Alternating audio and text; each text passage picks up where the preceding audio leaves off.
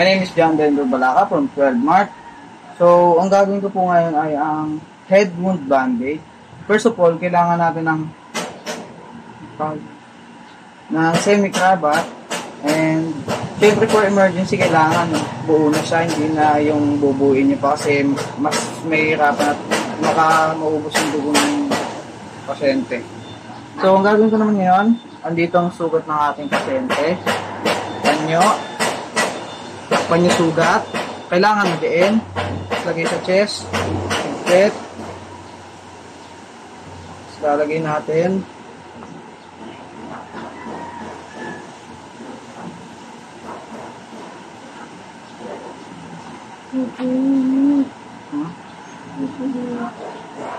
Ganyan.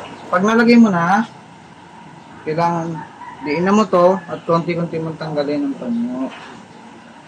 Natanggal mo na. Okay. Balikan sa procedure mo. Sigpitan mo siya. And ganyan. Pag nakaganyan mo na, gagawin ulit natin yung kanan yung nasa ibabaw. Tapos buhol sa ilalim. Then higpit. Tapos kapag nahigpitan mo na, buhol mo ulit ng isa pa. Yung nasa ibabaw.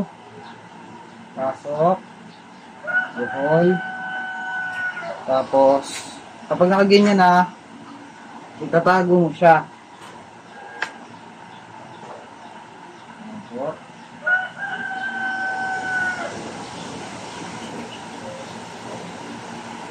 Yan. Kapag dumating na yung ambulansya, tatanggalin mo yan at hihilahin nila to.